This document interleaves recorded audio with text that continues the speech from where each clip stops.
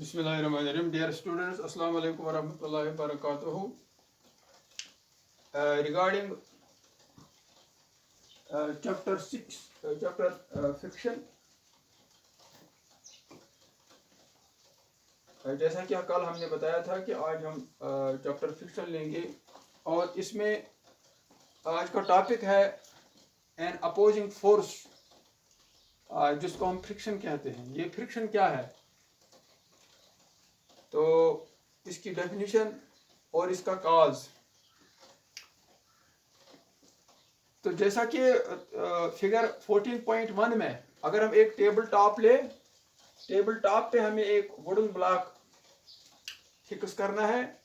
एक wooden block जिसका अच्छा खासा वेट हो उसको रखना है और उसको हुक के साथ बंद करना है स्प्रिंग बैलेंस के साथ, जैसा कि दिखाया गया है। और हम देखते हैं कि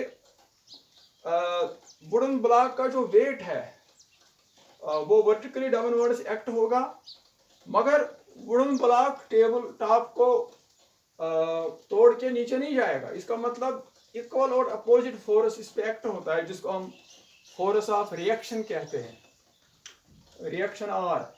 तो ये वेट डब्ल्यू और रिएक्शन आर ये एक दूसरे को बैलेंस करते हैं। इसलिए जब हम वुडन बार रखते हैं टेबल टॉप पे तो ये न नीचे जाता है न ऊपर जाता है, क्योंकि ये दोनों फोर्सेस एक दूसरे को बैलेंस करते हैं। और जब भी हम दो बॉडीज को एक दूसरे के ऊपर रखें तो यहाँ पे अगर हम स्प्रिंग बैलेंस को पुल करेंगे, दूसरी तरफ से यहाँ राइट हैंड साइड से हम पुल करेंगे, तो हम देखते हैं कि ये वुडन ब्लॉक, मगर जेंटली अगर हम पुल करेंगे इसको स्प्रिंग बैलेंस को, सेंसिटिव स्प्रिंग बैलेंस को, तो हम देखते हैं कि वुडन ब्लॉक पहले मूव नहीं करता। ये मूव नहीं करता है, मगर स्प्रिंग बैलेंस रिकॉर्डिंग दिखाता है, फोर्स ऑफ फ्रिक्शन दिखाएगा, अपोजिंग फोर्स। तो दिस अपोजिंग फोर्स जो रिकॉर्ड करता है स्प्रिंग बैलेंस, तो इसको हम कहते हैं फोर्स ऑफ फ्रिक्शन। और ये अपोजिट डायरेक्शन में एक्ट होता है। ये कब होता है एक्ट? जब दो बॉडीज को एक दूसरे के ऊपर रखें। और होता क्या है, अब इसका काज क्या है? तो अगर हम माइक्रोस्कोप के नीचे देखेंगे दो बॉडीज की, स्मूथ बॉडीज की सरफेसेस को, तो इसका मतलब जब इनको एनलार्ज किया जाएगा तो हमें इर्रेगुलरिटीज स्मूथ सरफेसेस में भी नजर आएंगी। और ये मतलब यहाँ पे जो दिखाएंगे सरफेस ए और सरफेस बी एक दूसरे के ऊपर है, और यहाँ ये इर्रेगुलरिटीज है, ये एक दूसरे में बंद हो जाती है, इंटरलॉक हो जाती है। तो जब हम पुल करते हैं तो these interlocked irregularities oppose the force, oppose the movement of body A on body B. So this opposing, so we need more force, and this opposing force we call as force of friction. So लिहाजा force of friction जो है वो हमेशा opposite direction में act होता है। अब तो ये क्लियर बात है, जितनी स्मूथ सरफेसेस होंगी तो इर्रेगुलरिटीज कम होंगी, तो इंटरलॉक भी कम होगा और लिहाजा फोर्स ऑफ फ्रिक्शन कम होगा। और जितनी रफ सरफेसेस होंगी तो इंटरलॉक जो है वो ज्यादा होगा, क्योंकि इर्रेगुलरिटीज ज्यादा होगी, लिहाजा ज्यादा फोर्स ऑफ फ्रिक्शन आएगा सामने, हमें ज्यादा फोर्स अप्लाई करना पड़ेगा और अपोजिंग फोर्स यानी फोर्स ऑफ फ्रिक्शन भी ज्यादा होगा। तो अब ये अंडरस्टैंड कर ले के लिए कि स्टैटिक फ्रिक्शन क्या है, लिमिटिंग फ्रिक्शन क्या है और डायनेमिक फ्रिक्शन क्या है, जिसको हम डायनेमिक फ्रिक्शन को हम स्लाइडिंग फ्रिक्शन भी कहते हैं। तो हम यही अरेंजमेंट टेबल टॉप पे एक वुडन ब्लॉक रखेंगे और उसको अटैच करेंगे सेंसिटिव स्प्रिंग बैलेंस के साथ। तो ये हमें मटेरियल की ज़रूरत है और ये फिगर 14.1 में दिखाया गया है।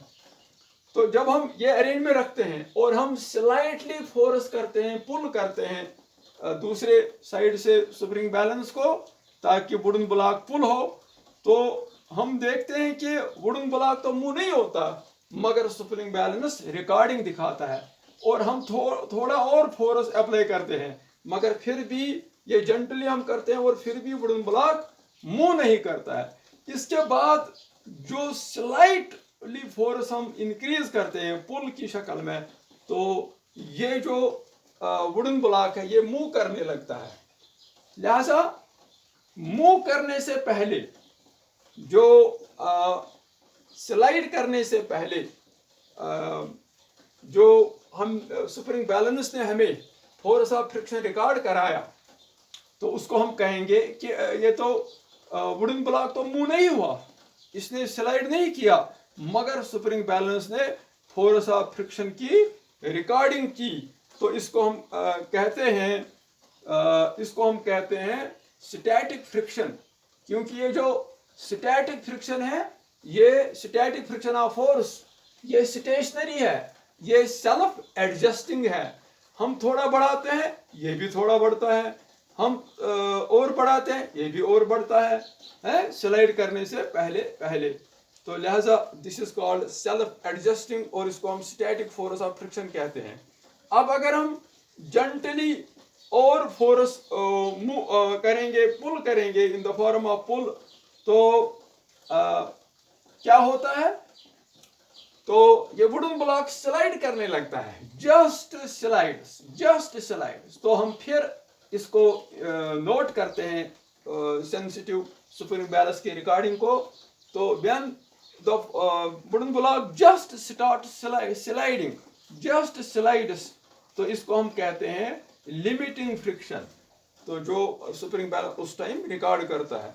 तो फिर क्या करते हैं हम, ये जो लिमिटिंग फ्रिक्शन हम ऐसे निकालते हैं कि हम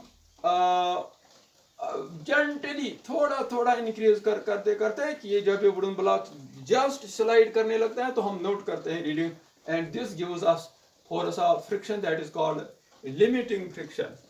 तो फिर इसके बाद अगर हम और स्लाइटली पुल करेंगे वुडन ब्लॉक को, तो फिर ये स्लाइड करना शुरू करता है, मगर ये जेंटली करना, it start sliding when the wooden block starts just sliding.